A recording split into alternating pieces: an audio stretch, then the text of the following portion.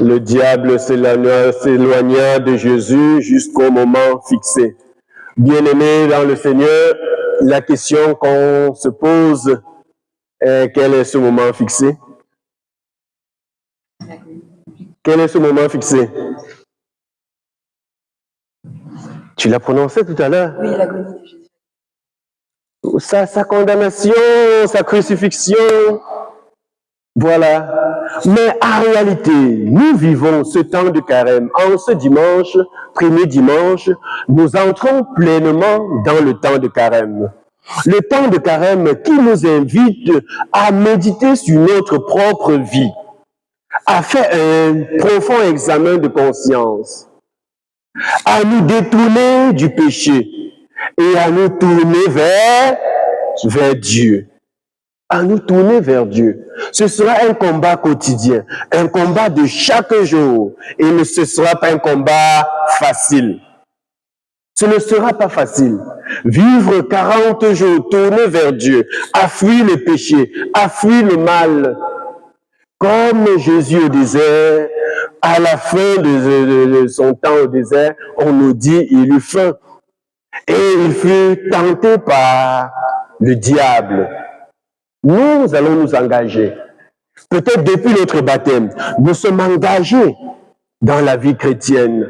Et il y a des moments de notre vie où nous avons l'impression que voilà, tout s'arrête. Nous sommes tentés par le diable à tout moment. Mais quelle est notre arme de défense? Quelle est notre arme de défense? Là, la parole de Dieu, bravo. C'est la parole de Dieu qui doit être notre arme de défense. Voyez le dialogue de Jésus avec le diable.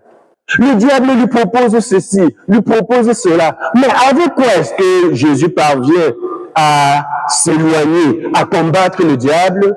Avec la parole de Dieu. Il est écrit. Il est écrit. Combien d'entre nous prennent encore le temps d'ouvrir la Bible pour lire la parole de Dieu? C'est tout simplement parce que nous ne lisons plus la parole de Dieu que nous sommes foudroyés, je peux dire, par le démon. On est tellement préoccupés dans nos travaux de chaque jour. Ah, j'ai tellement à faire aujourd'hui, je cours à gauche, je cours à droite et à la fin, j'ai l'impression d'être fatigué ou je ne peux même plus lire. Le diable nous a dominés. Il nous donne l'impression d'être tellement plongé dans le travail, tellement préoccupé. Oh non, je dois me lever à telle heure, je dois apprêter le repas des enfants, je dois les préparer pour les amener à l'école, je dois courir au boulot, je dois nettoyer la maison, je dois, et à la fin, je n'ai pas le temps pour ouvrir ne serait-ce que ma Bible pour un seul instant. Notre société aujourd'hui nous a tellement facilité. Nous avons nos téléphones portables, presque tous nous avons nos Android. Il suffit juste de télécharger la Bible et à un certain moment de la journée, même 2 minutes, on jette un coup d'œil là, on lit un texte et on médite là-dessus. Ça ne nous prend pas 1 heure de temps. Ça ne nous prend pas 1 heure de temps. Pour être en communion avec Dieu, pour être en contact permanent avec la parole de Dieu. Cette parole qui doit nous aider à nous défendre contre les adversités de la vie, contre le diable. Si nous ne prenons pas cette habitude de lire la parole de Dieu, nous allons nous fragiliser. Nous allons nous fragiliser. Et les difficultés de la vie vont sembler prendre le dessus de nous et nous allons dire, voilà, peut-être que Dieu n'existe même plus. Mais parce que si Dieu existait, je n'aurais pas eu ceci, je n'aurais pas eu cela. Telle chose ne se serait pas passée dans ma vie. Oh, mon papa ne serait pas mort, mes enfants ne seraient pas ceci. Oh, j'aurais peut-être obtenu un bon travail. Oh, je serais ceci, je serais cela. Mais Dieu, où es-tu? Nous mettons Dieu à l'épreuve. Dieu, si tu me donnes le travail, je ferai ceci. Mais ce qu'il t'a déjà donné, as-tu pris le temps de rendre grâce pour cela? C'est tout ce que Jésus traverse dans le désert. Voilà la tentation dans le désert. Il y a la tentation, ce défi de la solitude. Il faut faire l'expérience de la solitude et de l'épreuve pendant ce temps de carême pour mieux s'accrocher à Dieu. Voici le temps où nous devons mieux, plus encore nous accrocher à Dieu. Si avant, je priais 5 minutes, pendant ce carême, je dois me retrouver au moins à 6, 7, 10 minutes. Il faut redoubler d'ardeur dans la prière, redoubler d'efforts dans la prière, dans la lecture de la parole de Dieu, qui nous aidera à mieux combattre. Dans la première lecture, nous avons cet épisode de ce peuple de Dieu qui a été délivré de l'esclavage. Mais pour être fort, on nous dit, voyez-vous, pour rendre grâce à Dieu, on parle de la parole de Dieu, de l'histoire qu'ils ont vécue, ce peuple, pour pouvoir facilement rendre grâce à Dieu, pour pouvoir porter devant l'autel son offrande, son action de grâce à Dieu. Et je le dis encore, le temps de carême n'est pas un temps facile, mais c'est un temps très beau. Lorsque nous nous y mettons avec toute notre âme, en nous abandonnant entièrement à Dieu. Ça, c'est possible. C'est possible de vivre pleinement le carême avec joie. Comme nous l'avons écouté déjà le mercredi décembre. Quand tu jeûnes, parfume-toi le visage. Ne prends pas l'air abattu, triste pour montrer aux gens que tu jeûnes. Non, tu dois être toujours joyeux. Le jeûne n'est pas un temps où il faut afficher la tristesse. Le temps de carême, ce n'est pas un moment où il faut dire, voilà, je suis triste, ou être toujours là dans le... Non, au contraire. C'est un temps qui nous porte beaucoup plus vers les autres. C'est un temps où il faut manifester les œuvres de la miséricorde. C'est un temps de partage.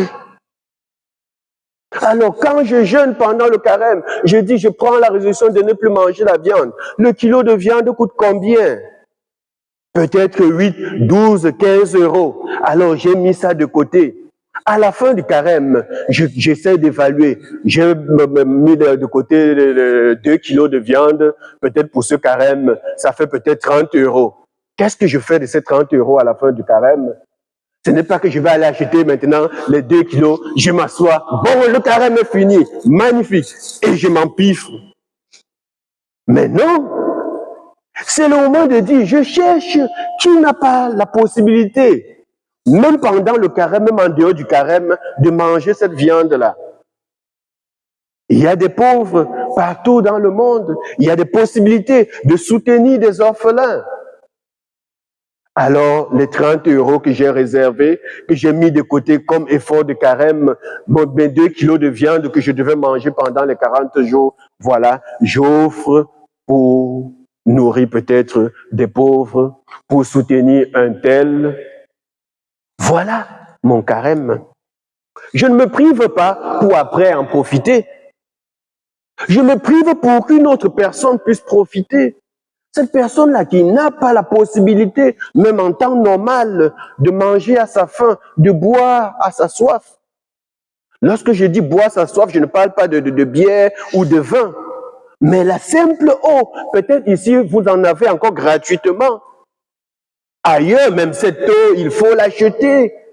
Si on veut avoir de l'eau potable, il faut l'acheter. Il faut parcourir des centaines de kilomètres pour aller acheter.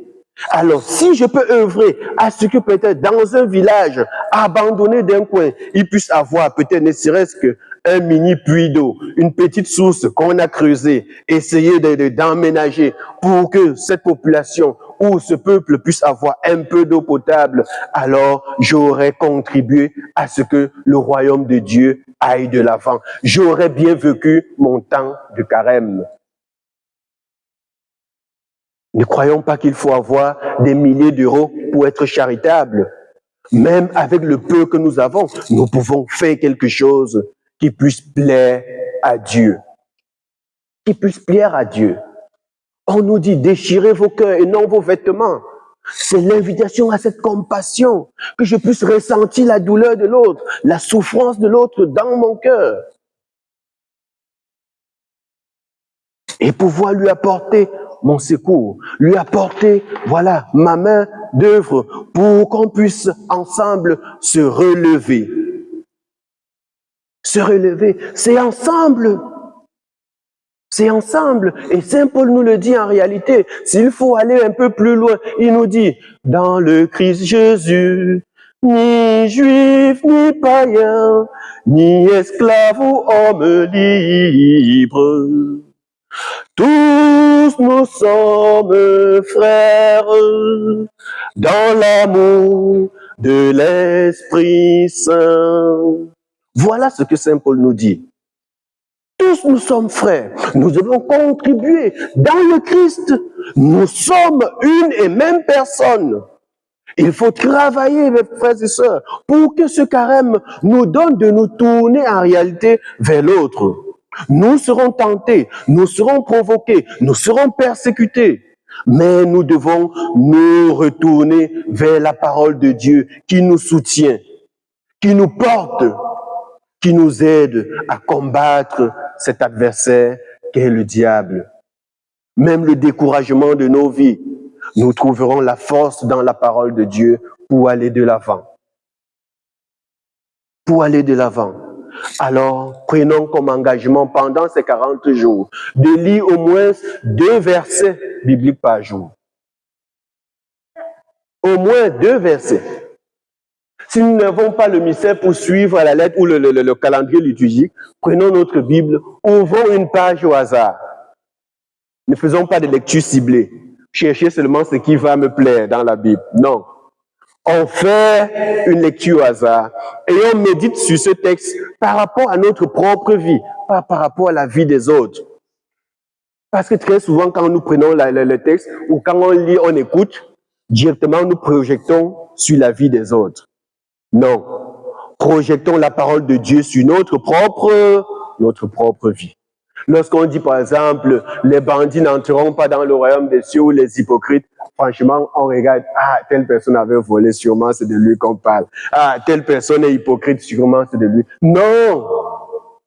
C'est de nous-mêmes. Projetons cette parole sur notre propre vie. Lorsqu'on dit hypocrite, oui Seigneur, je suis très souvent hypocrite. Je reconnais et je demande pardon. Je prends l'engagement dès aujourd'hui, dès cet instant, de ne plus être hypocrite. Voilà la lecture de la parole de Dieu. Seigneur, par cette parole, qu'est-ce que tu veux me dire à moi aujourd'hui?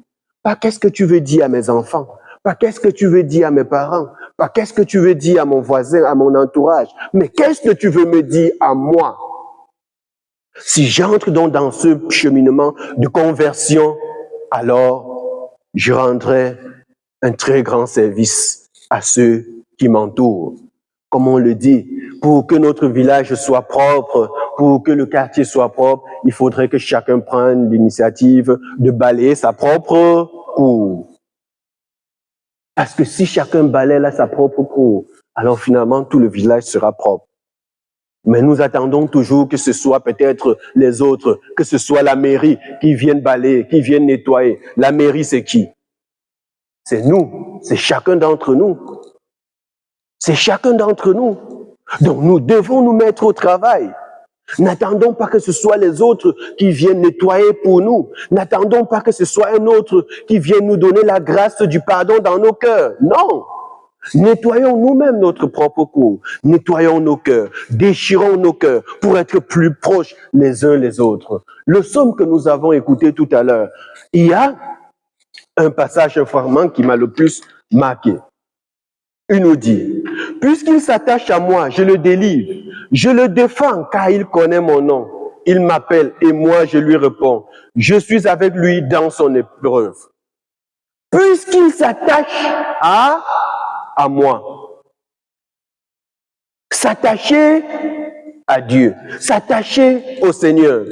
Mais qui en réalité est ce Seigneur que, entre guillemets, je ne vois pas? C'est mon frère, c'est ma sœur qui est avec moi chaque jour. Il faut s'attacher les uns aux autres. C'est ça la parole de Dieu. Ne cherchons pas à nous attacher au Seigneur là-haut et nous éloigner de nos frères et sœurs. Une invitation profonde à la réconciliation. Le temps de carême, c'est le temps propice pour se réconcilier les uns les autres. Se réconcilier d'abord avec nous-mêmes.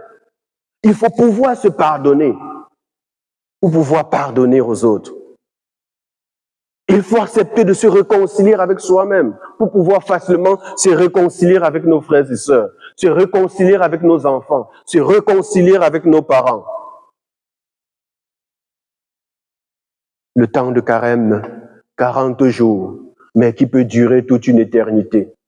Tant que nous sommes encore vivants, nous sommes sur notre chemin de carême. Nous sommes sur le chemin de conversion.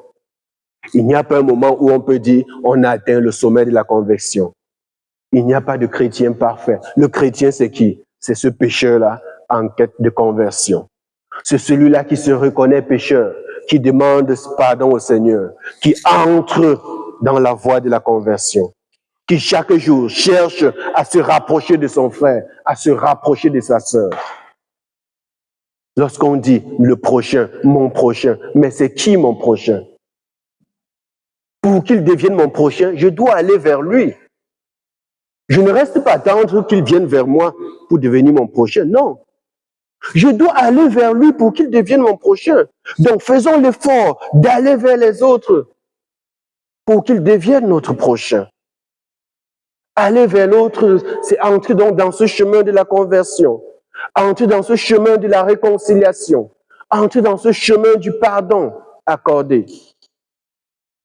Bien-aimés, en ce premier dimanche de carême, demandons au Seigneur la grâce de l'écoute de la parole, car la foi vient de l'écoute de la parole de Dieu. La foi vient de l'écoute de la parole de Dieu. Et après l'avoir écoutée, il faut la mettre en pratique. Il faut la vivre. Et pour la mettre en pratique, on ne reste pas enfermé seul dans sa chambre pour mettre la parole de Dieu en pratique. Il faut sortir. Et lorsqu'on sort, c'est pour aller vers les autres. Puisse donc le Seigneur nous accorder cette grâce maintenant et pour les siècles des siècles. Amen.